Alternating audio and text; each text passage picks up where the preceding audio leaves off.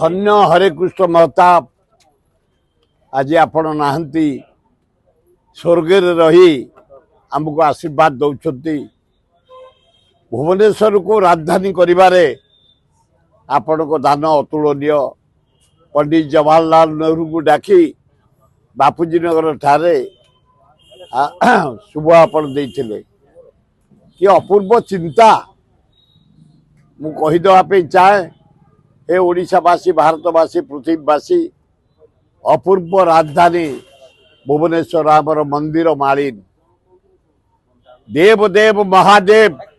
श्री लिंगराज को माटी ठीक तार डाहण पटे जो पहाड़ किंबदंती लिखित भाव रही लिपिबद्ध भाव अशोक सहित युद्ध होता लक्षे लोक आमर ओडिया मरी तार टिके आगुक खंडगिरी उदयगिरी शिशुपाल गढ़ जन्म होता मो ओडिया पुओ दि ग्रेट खारबल कन्याकुमारी पर्यंत दखल करते तार टिके आगुक अपूर्व नंदन कानन बाघ भालू सिंह हरिण मयूर जीवजंतु भरा तार टिके आगुक बरुड़े करुड़े ब्रिटिश माने सारा इंडिया दखल कले आम पाइक वीरत्व आगे मुंड नुआइले शेष को लास्ट को आसी भुवनेश्वर ओडिशा माटी की ब्रिटिशर माने तार टिके आगु गले अपूर्व चिलिका हर्द पृथ्वी प्रसिद्ध आउ टिके आगु चलीगले मेरीन ड्राइव समुद्र कूल स्वयं जगन्नाथ आविर्भाव मंदिर टिके आगु चलीगले दि बेस्ट कोणार्क मंदिर टिके आगु चलीगले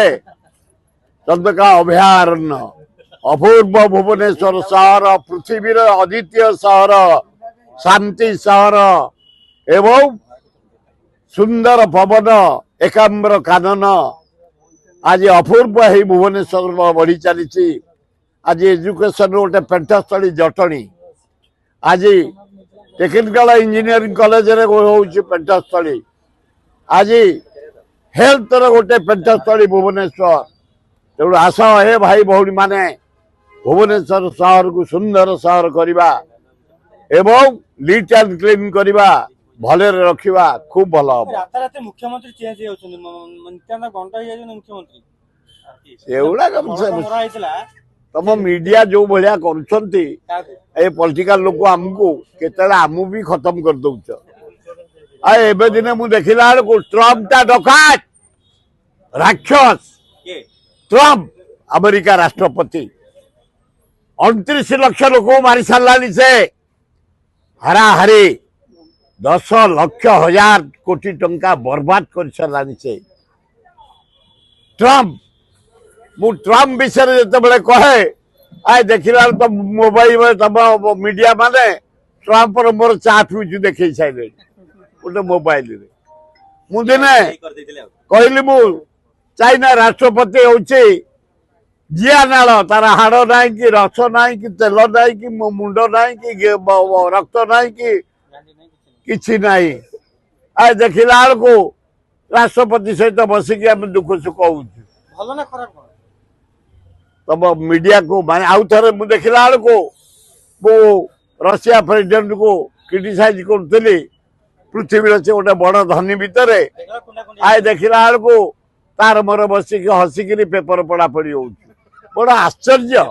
आए ट्रम्प किए चाइना राष्ट्रपति किए पुटिन किए मु किए तेणु तम